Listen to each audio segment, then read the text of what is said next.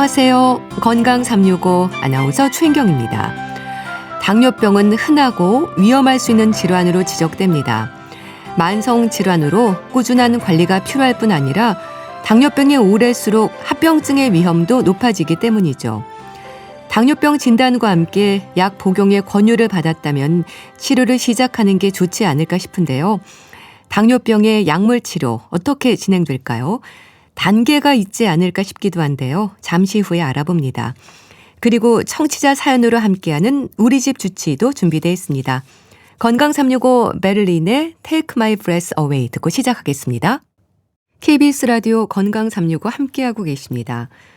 당뇨병은 초기보다 치료 기간이 오래수록 질환의 위험에 대해 깨닫고 관리의 중요성을 느끼는 게 아닐까 싶습니다. 특히 당뇨병 초기에는 별다른 증상이 없어서인지 약물 처방에도 시작을 망설이는 경우가 많은데요.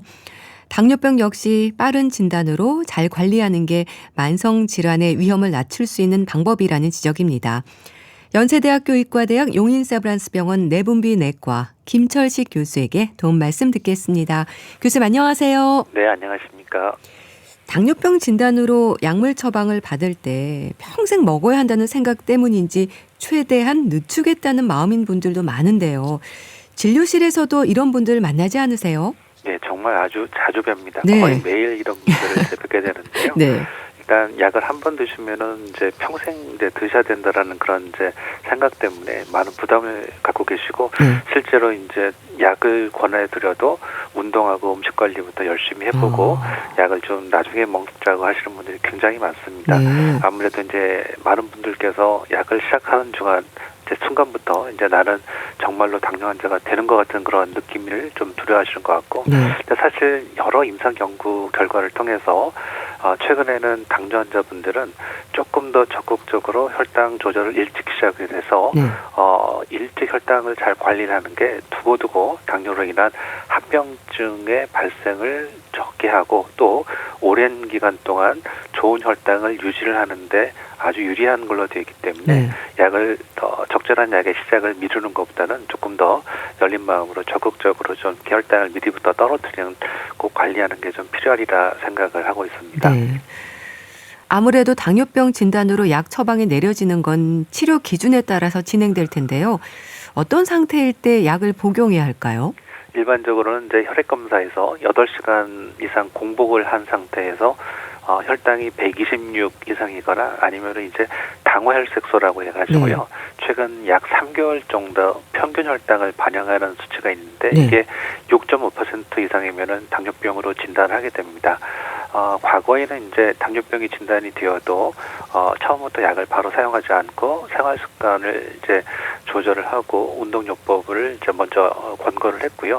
이제 이렇게 해서 이제 생활 습관으로 조절이 잘 안 되거나 그러면 이제 약을 시작을 하게 됐는데 최근에는 앞서 말씀드렸던 것처럼 처음부터 좀 더 적극적으로 혈당 관리를 일찍 시작을 하는 게 두고두고 좋다라는 그런 여러 결과들이 나와 있기 때문에 당뇨를 진단받은 시점부터 약물을 적극적으로 이제 권고를 하는 추세이고요. 특히 최근에는 이제 특정한 약제는 당뇨 초기부터 이제 심장이나 신장 또는 이제 심장 부전과 같은 증상이 있을 경우에는 바로 즉각 약을 썼을 경우에 그 동반되어 있는 질환에 대한 좋은 효과가 있기 때문에 최근에는 조금 더 일찍 시작을 하는 게 공통된 의료의 흐름이라고 말씀드리고 싶습니다.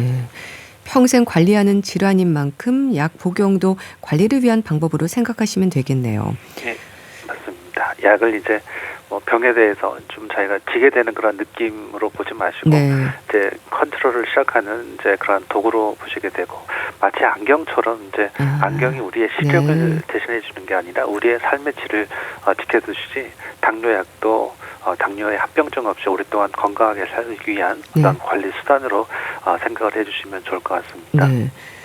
제 주변에는 우연히 건강검진에서 당뇨병을 알게 됐다고 하던데요.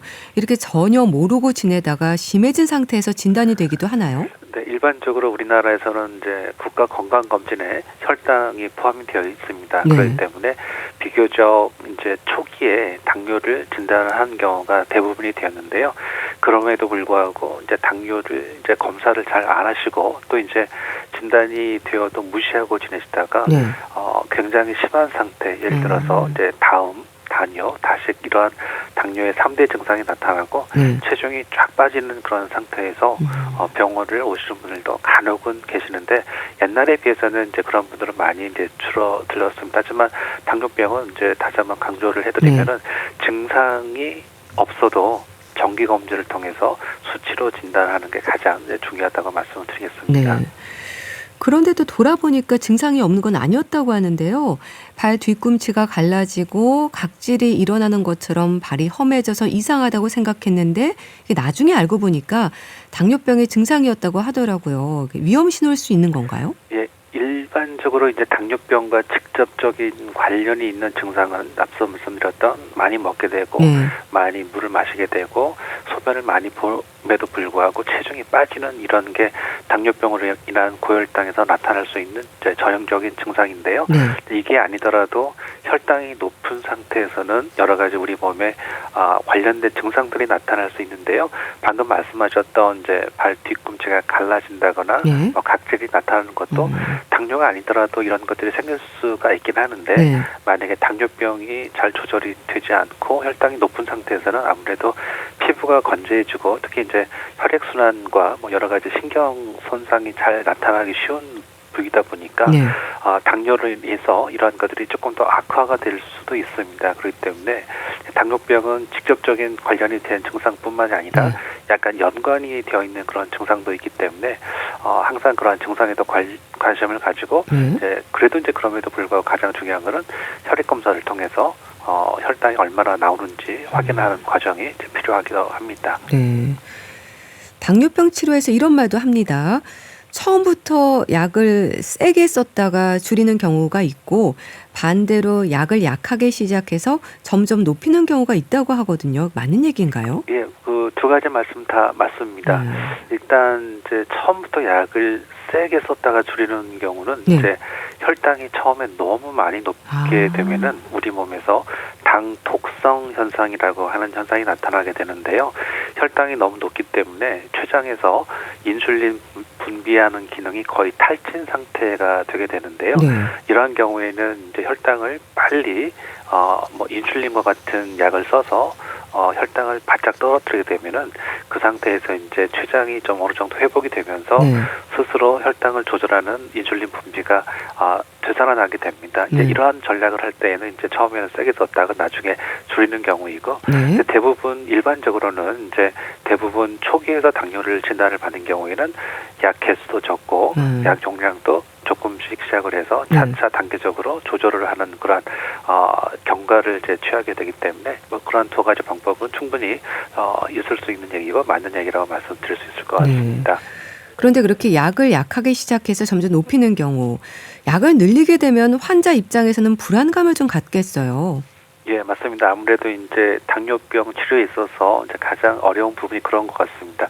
특히 콜레스테롤이 높은 경우에는 이제 콜레스테롤을 초반에 적절한 약으로 선택을 하게 되면 대부분은 그 약은 평생토록 적절한 조절을 하는데 뭐 추가적으로 약이 더 늘어나거나 용량이 더 뭐 이렇게 늘어나거나 하는 일은 별로 없는데 당뇨병 자체는 시간이 지나면은 병 자체가 조금씩 이렇게 진행을 하게 되기 때문에 약 용량과 약 개수 그리고 이제 치료 방법이 주사제로 넘어간다든지 이러한 방법으로 이렇게 넘어가는 그런 경과를 이제 보여주고 있는데 이러한 부분이 사실 환자분께서는 이제 불안감을 가질 수 있는 요인인데 실제로 이거를 좀 더 이렇게 냉정하게 바라보면은 혈당 조절을 처음부터 적극적으로 잘 해야 두고두고 췌장 기능을 보존할 수 있기 때문에 오랜 동안 좋은 혈당으로 약이 더 많이 늘어나는 그런 경과 불편함을 겪지 않고도 조절할 수 있는 그런 과정을 겪을 수 있기 때문에 처음부터 적극적으로 열심히 치료를 하는 게 이러한 시점 그 기준으로도 이제 바람직하다라고 말씀을 드리고 싶습니다. 당뇨병 치료에 쓰이는 약제는 어떻습니까? 인슐린 주사 또 먹는 혈당 강화제가 있지 않나요? 예, 맞습니다. 우리나라에서는 이제 9가지 계통의 당뇨병 관련된 약물이 들어와 있고요. 먹는 약이 7가지이고 주사제가 이제 2가지가 있습니다. 그렇기 때문에 약을 선택할 수 있는 그런 기준은 굉장히 이제 넓어졌습니다. 보통은 약을 처음에 많이 쓰게 되고요. 이제 주사제를 이제 나중에 쓰게 되는데 네. 주사제는 매일 맞는 인슐린도 있지만 먹는 약과 인슐린의 중간쯤 되는 약물도 있는데 이런 약물들은 보통 이제 일주일에 한 번씩 맞는 주사이기 때문에 네. 제법 혈당도 잘 떨어뜨리고 그리고 이제 뭐 식욕이 준다든지 뭐 이런 으로 인해서 체중이 감소가 되는 그런 효과도 있는데 네. 환자분의 개개인의 특징에 따라서 다양한 약의 조합으로 맞춤 치료를 할 수 있는 그러한 상태가 되었다라고 말씀드리고 싶습니다. 네. 그럼 당뇨병 약물 치료에도 부작용이 생길 수 있을까요? 구토나 소화 장애를 느끼는 분들도 있던데요. 예, 맞습니다. 아까 말씀드렸던 우리나라의 9가지 계통의 당뇨병 약 모두 네. 정도에 따라 차이는 있지만 부작용은 이제 생길 수가 있습니다. 네. 특히 이제 당뇨병 치료에 있어서 가장 많이 쓰이고 초기에 쓰는 약이 메트포르민이라고 하는 약물이 있습니다. 이 약은 이제 용량이 조금 더 많은 경우에 구토나 위장 장애를 느끼는 경우도 있는데요. 네. 보통은 초기에 시작을 하는 경우에 대부분 이제 그런 증상이 있다가 한 1, 2주 정도 지나면은 대부분 또 적응이 되거나 약을 이제 식사 끝나고 바로 복용을 하시게 되면은 이제 네. 그런 증상이 조금 경감이 되기도 하기 때문에 이러한 부분은 조금 약에 대한 부작용을 미리 알고 계시는 게 좀 더 나을 것 같습니다. 네. 증상이 좀 시간이 지나면 경감되기도 하고 또 부작용이 생기면 대체할 수 있는 약제들은 있는 건가요? 예, 물론 이제 여러 가지 약이 있기 때문에 뭐 특정한 약에 부작용이 있다면은 약간 기전이 다른 약으로 이제 교체를 하거나 네. 아니면은 앞서 말씀드렸던 메트포르민이라고 하는 약물 같은 경우에는 과거에는 이제 빨리 작용을 하고 효과가 끝나는 즉 속방형이라고 하는 형태로 그 복용을 했지만 최근에는 한 번 먹으면은 아주 서서히 이렇게 분해가 되어서 흡수가 되는 서방형 형태로 많이 나오기 때문에 네. 이러한 약의 형태를 조금 더 이렇게 바꿔줘서 부작용을 조금 경감을 시킬 수 있기 때문에 약을 드시면서 이제 불편한 부분이 생기면은 주치의하고 상의를 해서 본인에게 맞는 그런 약을 이제 찾아가는 과정도 필요할 것 같습니다. 네. 이런 말도 있습니다. 당뇨병 치료제를 복용하는 분들이 음주를 하거나 하면 저혈당 쇼크가 올 수 있다고 하던데 그런가요? 예, 맞습니다. 이러한 경우는 상당히 많이 보게 되는데요. 그렇군요. 실제로 이제 저혈당을 유발할 수 있는 약이 들어가고 있지 않음에도 불구하고 네. 술을 좀 많이 드시는 경우에는 이제 다음날 저혈당 쇼크가 있는 경우가 좀 생깁니다. 왜냐하면은 우리가 이제 자는 동안에는 이제 음식 섭취가 안 되기 때문에 네. 간에서 포도당을 만들어내는 일을 하게 되는데 만약에 우리가 술을 많이 마시게 되면은 간이 알코올을 해독을 해야 되기 때문에 네. 자는 동안에 혈당을 만들어내는 일을 쉬게 됩니다. 그러다 보니까 혈당이 충분히 공급이 되지 않기 때문에 네. 혈당이 떨어지게 되는데 여기에다가 또 숙취로 인해서 음식을 못 드신 상태에서 혈당을 낮추는 당뇨약을 복용을 하시게 되면은 네. 그 다음날 오전에는 혈당이 아주 많이 떨어질 수가 있어서 심하면은 저혈당 쇼크가 나타날 수 있기 때문에 네. 음주는 이제 너무 심하게 하시면 안 되고 특히 빈속에 이제 술을 드시는 거는 당뇨 환자분들께서는 이제 절대로 피하셔야 될 그런 행위라고 좀 말씀을 드리고 싶습니다. 네. 참 당뇨병에 대해서는 이런저런 얘기들이 많은데요. 당뇨병 치료로 살이 빠진다는 분들도 있는데 또 살이 빠지는 건 자연스러운 변화라는 말도 하고요. 살이 빠지면 안 된다는 말도 합니다. 좀 체중에 민감할 필요가 있을까요? 예, 아무래도 이제 비만 자체가 이제 성인에서 주로 발생하는 제2형 당뇨병의 가장 중요한 기초적인 이제 원인이 되기 때문에 네. 자기의 체중에 이제 관심을 갖는 거는 이제 굉장히 중요한데요. 특히 이제 비만하신 분들이 뭐 이런저런 방법을 통해서 살을 이제 빠지게 되게 되면은 네. 인슐린 저항성이라고 하는 현상이 좋아져서 혈당 조절이 훨씬 더 잘 되게 됩니다. 네. 특히 최근에는 이제 특정한 약제 같은 경우에는 소변으로 우리 몸에 있는 포도당을 빼내는 그런 약물들이 들어와 있는데요. 이러한 약물을 쓰는 경우에는 한 2에서 4kg 정도의 체중이 빠지는 그런 효과들도 나타나고 그거 외에도 이제 일주일에 한 번 맞는 주사 중에는 이제 이 용량을 높이면은 뭐 비만약으로 쓰이는 계통의 약물인데요. 이러한 약들은 어느 정도 체중을 이제 떨어뜨려서 우리 몸에서 인슐린 저항성을 개선을 시키고 또 우리 몸에 좋은 현상을 유발하기 때문에 살이 빠지는 게 이러한 의도에 의해서 빠지는 거는 이제 바람직한 상황이고, 반면에 이러한 거 없이 원인이 없이 체중이 빠진다고 한다면은 오히려 혈당이 너무 높아져가지고 살이 빠지는 건 아닌지에 대한 의심도 해봐야 되고, 또 어떤 그 숨어 있는 어떤 이제 질환이 있는지에 대한 그런 관심도 좀 가져봐야 되는 그런 건강 경고 신호라고 좀 생각을 하셔야 될 것 같습니다. 네. 그런가 하면 당뇨병도 만성 질환이지만 나이 들수록 고지혈증을 비롯해서 약물을 복용하는 분들이 많지 않습니까? 스타틴 계열의 약이 당뇨병 위험을 높인다는 얘기도 있던데요. 어떨까요? 예, 맞습니다. 일단 당뇨가 있는 분들은 아무래도 이제 심혈관 질환의 위험도가 높아지기 때문에, 그렇죠. 또 동일하게 이제 심혈관 질환을 이제 높일 수 있는 이러한 고지혈증을 잘 관리를 하셔야 되기 때문입니다. 그래서 이제 이러한 경우에 이제 가장 흔히 많이 쓰는 약물이 스타틴이라고 하는 약물이고요.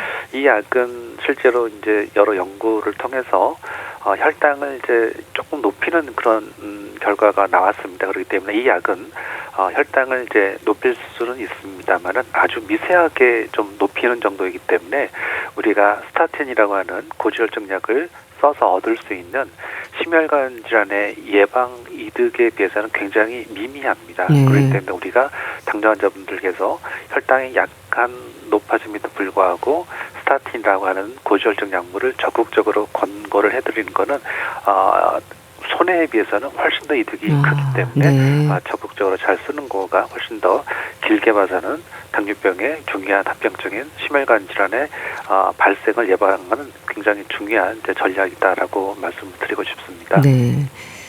당뇨병은 평생 관리를 잘 하셔야 될 텐데요.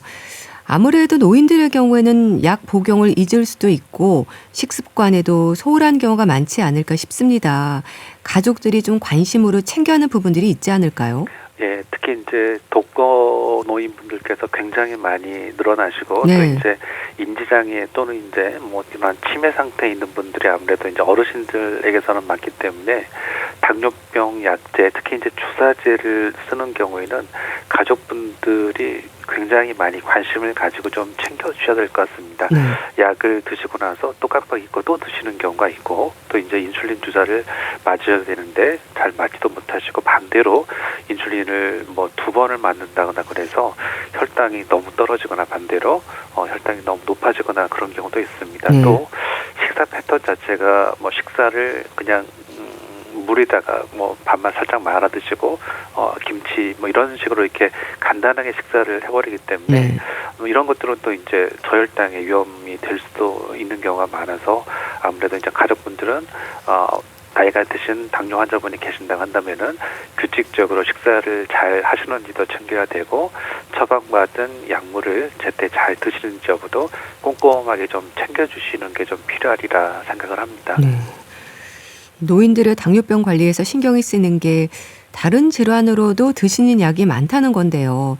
뭐 앞서 고지혈증 약도 얘기하셨지만 복용하는 약들이 많기 때문에 저혈당의 위험도 그만큼 높지 않을까 걱정되는 부분이 있습니다. 이건 어떨까요? 네, 맞습니다. 아무래도 이제 어르신들께서는 뭐 동반 질환이 워낙에 많으시기 때문에 뭐 당뇨약, 혈압약, 고지혈증약, 마스피린, 진통제, 뭐 위장약 이런 게 굉장히 많은데요. 특히 이제 드셔야 되는 약이 많다라는 거는 그만큼 약제 상호작용에 의한 부작용이 생길 수 있는 그러한 위험도도 이제 높을 수 있는 그런 소견이 되는데요.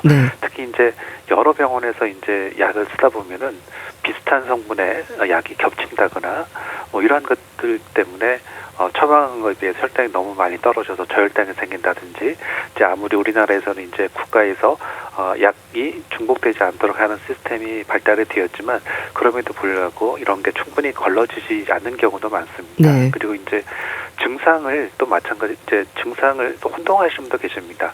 혈압이 낮아서 생기는 그러한 저혈압 증상을 저혈당이라고 생각을 하셔가지고 계속해서 뭘 드시는 그런 그거를 반복을 해서 혈당이 조절이 잘 안 돼서 굉장히 높게 나오는 경우도 있고, 그런 반대의 경우도 있고, 그렇기 때문에 약물을 또 중복해서 드시는 경우들도 이제 저혈당 위험도가 높아질 수 있기 때문에 아무래도 이러한 것들을 잘 이제 그 관심을 가지고 잘 관찰을 해주시는 게 약물의 그러한 그 적절한 사용을 하지 못해서 나타날 수 있는 그런 사고를 좀 막아줄 수 있는 그런 좋은 이제 방법이 될 것 같습니다. 네. 콩팥 기능이 안 좋은 노인들에게도 당뇨약 처방에서 신경 써야 하는 부분이 있다고 하던데요. 예, 맞습니다. 굉장히 중요한 부분입니다. 네. 특히 이제 우리 콩팥은 특히 이제 약물이 몸 밖으로 나가는 통로라고 이렇게 말씀을 드릴 수 있습니다.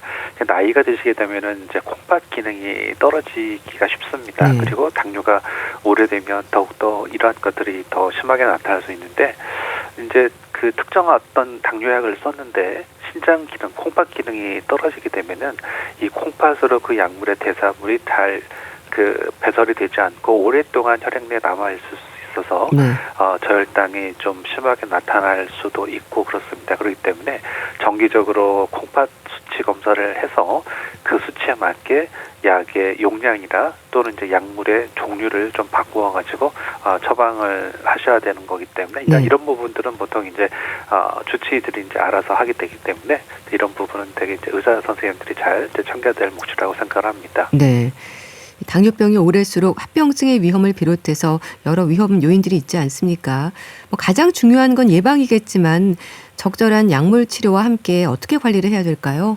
아무래도 이제 당뇨병은 완치가 되는 병이기보다는 관리를 하면서 잘 조절을 해야 되는 병이다라고 생각을 해야 될 것 같습니다. 네. 그래서 처방받은 약을 규칙적으로 잘 복용을 하는 것도 중요하지만 본인에게 알맞는 식사 그리고 이제 운동을 잘해서 이러한 혈당 관리를 하는데 많이 도움을 줄 수 있도록 하셔야 되고요. 네. 이로 인해서 당뇨의 합병증을 가능한 한 좀 오지 않도록 해야 되고 어쩔 수 없이 당뇨병이 온다 하더라도 초기에 발견을 해서 잘 관리를 함으로 인해서 심각한 상태로 넘어가는 거를 막아주는 그러한 생활습관 조절을 좀 하시는 게 굉장히 중요하리라 이제 생각을 합니다. 네, 알겠습니다.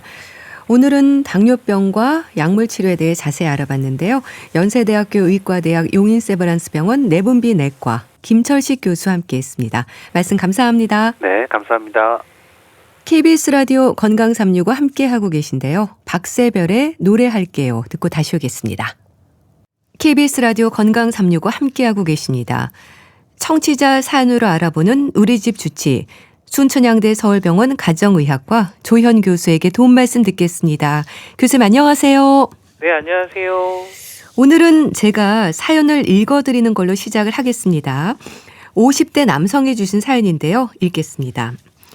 안녕하세요. 저는 71년생 남성입니다. 목공소에서 일한 지 오래됐는데요. 제가 주로 하는 일이 연마 작업입니다.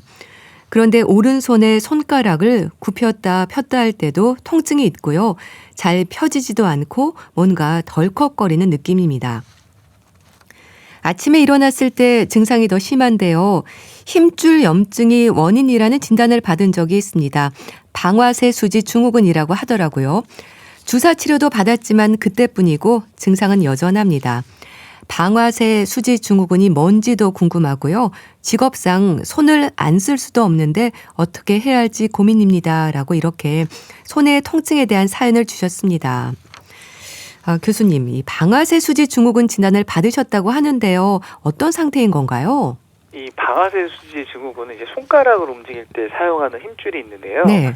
이게 이제 손가락 통로를 이제 부드럽게 지나가지 못하고 이제 딱딱 걸리는 상태를 말을 하게 됩니다. 그래서 반복적으로 사용을 했다거나 이제 자극을 통해 가지고 힘줄이 이제 두꺼워지거나 이 통로가 좁아지게 되면은 이 손가락을 굽혔다 펴실 때 딱 걸렸다가 풀리는 느낌이 나거든요. 그러면 이제 마치 좀 방아쇠를 당기는 것 같은 움직임이 생기기 때문에 그렇게 이름을 부르고 있고요. 네. 그래서 이제 보통 엄지라든지 이제 가운데 손가락, 약지에 좀 많이 발생하는 편입니다. 네.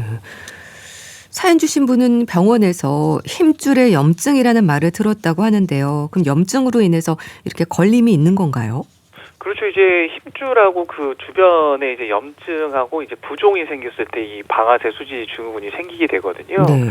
근데 왜 그러냐, 힘줄이 지나가는 통로는 이게 크기가 딱 정해져 있는데 염증이 생겨가지고 힘줄이 좀 붓거나 이 딱딱해지게 되면은 이 통로를 좀 원활하게 통과하지 못하게 됩니다. 그래서 구부릴 때 힘이 들어가면서 넘어가게 되고 다시 펼 때는 그러니까 덜컥하고 걸렸다가 그러니까 튀듯이 펴지는 그런 느낌이 생기게 됩니다. 네. 사연 주신 분은요, 증상으로 지금 말씀하셨듯이 굽혔다, 폈다 하는 동작이 힘들고 통증이 주로 아침에 있다고 하셨고요. 뭔가 덜컥대는 느낌이라는 말도 합니다. 그럼 방아쇠 수지 증후군의 구체적인 증상 어떨까요? 그러니까 대표적으로 이제 손가락 굽혔다 폈다 이제 통증이 생기게 되고요. 네. 움직일 때 좀 부드럽지 않고 뭐 딱 툭 하고 이제 걸리는 느낌이 나게 됩니다. 이거 특히 이제 아침에 증상이 더 심한 경우가 많거든요. 왜냐하면 주무시는 동안에 우리가 이제 손을 거의 움직이지 않기 때문에 그 염증이 있는 부위가 좀 굳어져 있다가 아침에 처음 손을 쓰시게 되면은 이 통증하고 걸리는 게 더 뚜렷하게 느껴지게 됩니다. 네. 그럼 방아쇠 수지 증후군이 흔한가요? 네, 생각보다 아주 흔한 편입니다. 네. 40대에서 60대에서 좀 많이 나타나고요. 그러니까 손을 좀 많이 쓰는 직업을 가지신 분들에게 더 흔하게 나타납니다. 그래서 보통 이제 병원 외래에서도 이게 손에 통증이 있어서 오시는 분들 중에서 이 상당수가 이제 방아쇠 수지 증후군으로 진단을 받으시게 되고요. 그러니까 한 손가락에 문제가 있었는데 이게 좋아지고 나면 다른 손가락에서 다시 생기는 경우도 드물지가 않습니다. 네. 그러니까 손을 좀 많이 쓰는 직업을 가지신 분들에게 흔하다고 하셨는데 사연 주신 분도 목공일을 한다고 하세요. 직업적인 부분과도 좀 연관이 있겠네요. 네, 그렇습니다. 일단 목공 작업 같은 경우도 뭐 손가락을 반복적으로 쥐고 펴는 동작이 많고 힘을 주는 좀 작업도 작기 때문에 이런 반복적인 자극이 이제 힘줄에 조금 이제 누적되고 쌓이게 되면은 염증이 생기고 두꺼워지면서 이 방아쇠 수지 증후군이 잘 발생을 하게 되고요. 특히나 이제 손을 한 손이라든지 어떤 특정 손가락만 계속 사용하는 작업일수록 이런 것들이 더 잘 생길 수밖에 없습니다. 그리고 오랜 기간 같은 작업을 해오신 경우라고 하면은 훨씬 더 잘 생기게 됩니다. 네. 이 방아쇠 수지 증후군에 대해서 말씀 주셨는데요. 그럼 방아쇠 수지 증후군과 우리가 흔히 알고 있는 손목 터널 증후군과는 어떤 차이가 있는 건가요? 일단 방아쇠 수지 증후군 같은 경우 힘줄에 문제가 생기는 경우고요. 그리고 이제 손목 터널 증후군은 신경이 눌리는 질환이기 때문에 이게 조금 다릅니다. 그래서 손목 터널 증후군 같은 경우는 이 신경이 눌리기 때문에 손이 저린다든지 좀 찌릿한 통증, 그다음에 좀 감각 이상이 생길 수가 있고요. 그 밤에 저림이 더 심해지는 경우가 많습니다. 그리고 이제 방아쇠 수지 증후군은 앞에서 설명드린 것처럼 뭐 움직일 때 좀 걸리고 좀 아픈 병이고요. 아침에 증상이 더 심한 경우가 많습니다. 네. 그럼 방아쇠 수지 증후군과 관절염과는 또 어떨까요? 어떤 차이가 있는지 궁금합니다. 이 방아쇠 수지 증후군은 힘줄하고 그 통로에 문제가 생기는 경우고요. 관절염이라는 거는 관절 자체가 좀 닳거나 염증이 생기는 경우를 말을 하기 때문에 약간의 차이가 있습니다. 그래서 관절염 같은 경우는 손가락이 전체적으로 좀 붓게 되고요. 움직일 때마다 좀 쑤시듯 아픈 경우가 많고 이 변형이 동반되기도 합니다. 근데 방아쇠 수지는 관절 모양은 비교적 정상이고요. 어떤 특정 지점에서만 통증이 생기고 걸림이 좀 반복되는 게 특징입니다. 네. 그러니까 힘줄 문제인지 관절의 문제인지 확인을 해야 되는 건데 혼동할 수 있는 부분들이 있어서 진단이 중요할 것 같습니다. 방아쇠 수지 증후군은 어떤 검사로 진단을 하나요?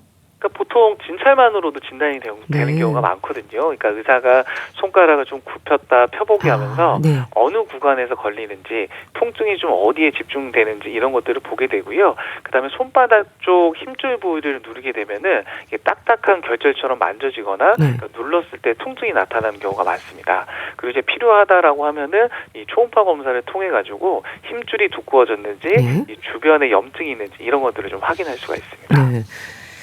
사연 주신 분은 주사 치료를 받았다고 하는데요. 스테로이드제 치료를 말하는 걸까요? 네, 대부분 이 방아쇠 수지 증후군의 주사 치료라고 하면은 스테로이드 주사를 의미하는 경우가 많거든요. 왜냐하면 이 주사를 맞으시게 되면은 이 염증하고 이제 부종이 좀 가라앉기 때문에 그 힘줄이 통로를 지나가는 마찰을 좀 줄여줄 수가 있어서 좀 통증이라든지 이제 걸림을 좀 줄여줄 수가 있습니다. 근데 이 주사 치료 같은 경우는 뭐 완전히 좀 새로 생기지 않게 하는 치료라기보다는 그 염증을 조금 줄여주면서 증상을 가라앉히는 치료이기 때문에 이 손 사용이 좀 많으시거나 염증이 좀 오래되신 경우에는 효과가 좀 짧고 일시적으로 느껴질 수가 있거든요. 이러실 때는 조금 원인을 함께 조절하는 관리가 같이 좀 들어가는 경우가 많습니다. 네. 그래서 그런지 이분도 치료 효과가 좀 일시적이라고 말씀하시는데요. 그럼 방아쇠 수지 증후군의 치료 어떻게 진행이 될까요? 일단 뭐 처음에는 이게 손을 좀 덜 쓰게 하는 그런 것들을 이제 교육을 시켜드리고요. 네. 그다음에 이제 보조기 같은 걸 좀 사용을 하시고, 그다음에 이제 약물 치료를 이제 먼저 하게 됩니다. 근데 그래도 뭐 걸림이 계속되거나 통증이 심하면은 네. 이 스테로이드 주사를 좀 저희가 고려를 하게 되고요. 이런 것들을 반복적으로 했는데도 뭐 재발한다든지 손가락이 계속 불편하시다든지 그런 경우에 이제 수술적인 치료가 필요할 수도 있습니다. 네. 이 방아쇠 수지 증후군으로 이제 손가락의 움직임이 자유롭지 못하고 덜컥거리면 일상이 좀 힘들어질 수도 있지 않을까 싶은데요. 방치가 되면 어떤 위험으로 이어질 수 있을까요? 그러니까 처음에는 그냥 움직일 때 좀 불편하시고 좀 통증 정도로 시작을 하게 되는데 네. 이게 심해지게 되면은 손가락이 아예 잘 안 펴지는 경우들이 생길 수가 있거든요. 그리고 이제 반대로 이 펴져 있는 상태에서 굽히기 어려워지는 잠긴 형상이 생길 수가 있기 때문에 이 손 쓰시는 것 자체가 좀 불편해지실 수가 네. 있습니다. 그럼 수술적 치료가 필요할 수도 있을까요? 그러니까 모두 다 뭐 수술하시는 건 아닌데 증상이 계속 반복되거나 뭐 호전이 없는 경우에는 이제 수술을 이제 고려를 하게 되는데요. 네. 그냥 힘줄이 지나가는 통로를 조금 넓혀주는 방식의 수술이기 때문에 비교적 수술 시간도 좀 짧고요. 네. 회복도 좀 빠른 편입니다. 그래서 특히 손을 계속 써야 되는 직업을 가지신 분들 같은 경우에는 이 통증 때문에 일을 쉬실 수가 없기 때문에 그러니까 수술을 조금 더 적극적으로 고려를 하게 됩니다. 네. 이 비수술적인 방법이든 뭐 수술이든 치료 후에 조심하고 지켜야 하는 부분들도 있지 않을까 싶은데 어떤 게 있을까요? 그러니까 손을 과하게 쓰면 이제 재발 위험이 높아지기 때문에 아무래도 손가락을 좀 무리하게 반복해서 사용하는 동작을 좀 줄이셔야 되고요. 네. 작업 때문에 계속 써야 된다라고 하면은 네. 중간에 휴식 시간을 좀 가져주시는 게 좋습니다. 그리고 이 손바닥 쪽에 있는 힘줄을 부드럽게 좀 늘려주는 이 스트레칭을 좀 꾸준히 해주시는 게 가장 좋을 것 같습니다. 네, 알겠습니다. 다음 사연도 보겠습니다. 30대 후반 여성의 사연인데요. 들어보시죠. 저는 회사를 다니는 사무직 직장인입니다. 그러다 보니 컴퓨터 작업을 할 일이 굉장히 많은데요. 주 5일을 아침부터 퇴근할 때까지 컴퓨터 앞에 앉아있다 보니 자연히 목과 어깨, 허리가 뻐근할 때가 많아요. 한 부위가 아프다기보다는 목도 아프고 어깨도 아프고 연결되어 있는 척추 쪽에 허리도 아프고 좀 뭔가 뻐근하고 결리고 꼿꼿하게 앉아있기가 불편한 것 같아요. 집에서 매일 하지는 못하고 있어도 폼롤러 통해서 팔 안쪽, 다리 그리고 샤워 후에 근육을 이완시키기 위한 마사지볼을 이용하는 편입니다. 처음에는 의식적으로 꼿꼿하게 바른 자세로 시작을 하지만 아무래도 일에 집중을 하다 보면은 저도 모르게 좀 주저앉는다거나 그 꼿꼿한 자세가 흐트러지기 마련인 것 같아요. 네. 직장인들에게는 흔한 증상이지 않을까 싶은데요. 목, 어깨, 허리까지 통증이 있다고 하십니다. 아무래도 척추 건강의 총체적인 문제로 봐야 될까요? 그렇죠. 이제 척추 전반에 좀 부담이 좀 누적된 상태로 보는 게 좀 좋으실 것 같아요. 왜냐하면 척추라는 거는 목부터 허리까지 좀 하나로 연결되어 있는 구조이기 때문에 한 부분에서 뭔가 자세가 무너지게 되면은 다른 부위로 좀 부담이 이어지게 되거든요. 그리고 뭐 오래 앉아서 같은 자세를 유지하는 생활 같은 경우는 그러니까 전체적인 정렬이라든지 근육의 좀 균형이 좀 무너지는 문제로 이어지기 때문에 그러니까 한 군데가 고장이 났다라고 하기보다는 뭐 생활 습관이라든지 자세 때문에 그러니까 누적된 피로 상태로 이해하시는 게 좀 맞을 것 같습니다. 네. 뻐근하고 결리고 바른 자세로 앉아있기도 힘들다고 하시는데요. 증상도 좀 다양하신가 봐요. 그렇죠. 뭐 뻐근하다, 결린다, 뭐 꼿꼿이 앉아있기 힘들다 이런 느낌은 이제 근육이 계속 긴장된 상태로 있기 때문에 역할을 잘 못하고 있다는 뜻으로 좀 생각을 하시면 됩니다. 왜냐하면 처음에는 이게 자세를 좀 바로 잡으려고 의식을 하게 되는데 시간이 지나면 이제 다시 또 이게 무너지고 또 아픈 경우들이 많거든요. 그래서 이거는 이제 버티는 이제 근육이 좀 이미 좀 지쳐 있는 그런 상황이고 그래서 증상도 좀 다양하게 뭐 뻐근하다든지 결린다든지 이런 식으로 나타난다고 보시면 됩니다. 네. 그럼 흔히 거북목 증후군부터 이제 목 디스크로 불리는 경추 추간판 탈출증, 거기에 요추 추간판 탈출증의 위험까지 이렇게 모두 해당하는 분들도 많은가요?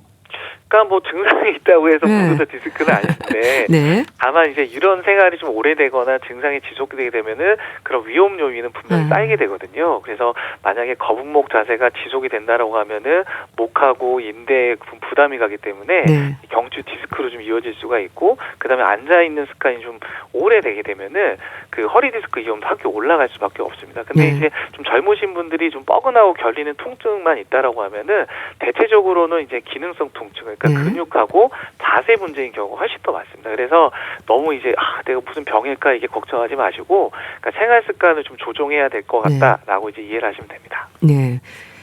바른 자세를 유지하는 게 중요할 것 같은데요. 사연 주신 분은 진단을 받은 건지에 대해서는 말씀을 안 주셨는데요. 증상으로 느끼는 통증이 커서 힘들어하시는 것 같습니다. 작은 운동기구인 마사지볼을 이용해서 운동을 하시나 본데요. 도움은 좀 되겠죠?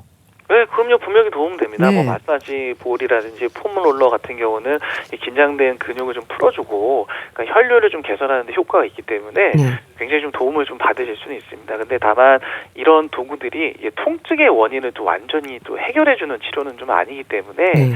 뭐 앉는 자세라든지 작업 환경에 좀 문제가 있는 경우에는 네. 이런 것들에 대해서 좀 교정을 해주셔야 되고요. 그리고 이제 생활 속에서 이런 것들을 해결하려고 좀 노력을 해주시는 게 좋습니다. 네. 일단 진단이 좀 중요할 것 같은데요. 어떤 검사를 받아보면 좋을까요? 그래서 이제 보통 저 외래에서도 네. 뭐 허리가 좀 아프시거나 목이 아프시면은 저 CT나 MRI 좀 찍어야 될 게 아닌가요라고 네. 하시는 분들이 굉장히 많으시거든요. 근데 이제 우선은 이런 CT, MRI 찍기 전에 뭐 엑스레이 검사를 통해 가지고 네. 그러니까 척추 뭐 뼈의 상태라든지 디스크 간격을 좀 확인을 하게 되고요. 그다음에 이제 근육에 혹시 문제가 있는지를 먼저 확인을 하게 됩니다. 네. 근데 이제 여기서도 정상이시고 뭐 저린다든지 힘이 빠진다든지 뭐 다리까지 내려가는 방사통이 있는다든지 이런 네. 신경 증상이 있을 때는 MRI를 좀 고려를 하게 됩니다. 네. 치료는 비수술적인 방법이 우선인 거죠? 네, 일단 뭐 비수술적인 치료를 기본적으로 하게 되거든요. 네. 그래서 약물, 물리치료, 뭐 자세 교정, 운동 치료 이런 것들을 이제 먼저 시행을 하게 되고요. 기본적으로 이런 치료를 통해 가지고 충분히 좋아지는 경우가 많습니다. 네. 약물, 물리치료, 자세교정, 운동치료 등이 진행된다고 하셨는데 병원에서 진행하는 물리치료는 어떤 방법으로 진행이 되나요? 그러니까 보통은 저희가 이제 온열 치료, 이제 따뜻하게 해주는 치료를 통해 가지고 이제 뭉친 근육을 좀 풀어주게 되고요. 네. 그다음에 이제 전기 자극 치료라든지 이제 초음파 치료를 통해 가지고 통증을 좀 완화시켜 주게 됩니다. 네. 그리고 필요에 따라서는 뭐 도수 치료라든지 이제 스트레칭이 좀 병행이 되기도 하거든요. 그래서 이런 물리 치료는 이 긴장돼 있는 근육을 좀 이완시켜 주고, 그다음에 자세가 잘못된 경우에는 네. 계속 과부하가 걸리는 부위가 생기거든요. 그러니까 이런 부분들을 좀 쉬게 해주는 역할을 한다라고 보시면 됩니다. 네. 또 운동법을 배워서 집에서 할 수 있는 방법들도 있는 거죠? 이게 정말 중요합니다. 네. 그러니까 병원에서 치료하는 건 어떤 시작이라고 생각하시면 되고요. 통증을 좀 반복해서 좀 막아주는 거는 결국에는 이제 집에서 하시는 운동하고 자세 관리거든요. 네. 그래서 병원이라든지 물리치료실에서 뭐 스트레칭이라든지 운동, 이제 간단한 동작들을 배우셔가지고 네. 매일 집에서 한 5분에서 10분만 꾸준히 해주셔도 차이가 굉장히 커지게 됩니다. 네. 척추 건강을 위한 예방법이랄까요? 통증이 생기기 전에 일상에서 자리 잡을 수 있는 올바른 자세 좀 설명해 주시면 좋겠는데요. 너무 오래 앉아 있는 것도 피해야 될 것 같아요. 네, 맞습니다. 일단 너무 오래 앉아있는 건 좀 피하셔야 되고요. 네. 왜냐면 아무리 좀 바른 자세라도 오래 앉아있으면 척추에 좀 부담이 되기 때문에 좀 피하셔야 되고, 그 다음에 이제 모니터는 이제 눈높이에 맞추시고, 의자는 엉덩이를 좀 깊게 앉아주시는 게 자연스러운 척추의 곡선을 유지하는 데 도움이 됩니다. 그리고 조금 이제 자주 움직여주시는 게 좋은데요. 그래서 스트레칭을 뭐 거창하게 하실 필요까지는 없으시고요. 일하시다가 잠깐 일어나서 몸을 펴시는 것만으로도 차이가 굉장히 커지기 때문에 네. 이런 작은 습관들을 좀 신경을 써주시게 되면은 척추 건강도 좋아진다라고 생각하시면 됩니다. 네, 알겠습니다. 우리 집 주치 건강에 대한 궁금증 풀어봤는데요. 순천향대 서울병원 가정의학과 조현 교수와 함께했습니다. 감사합니다. 네, 감사합니다. 일기예보의 인형의 꿈 보내드리면서 인사드릴게요. 건강365 아나운서 최인경이었습니다. 고맙습니다.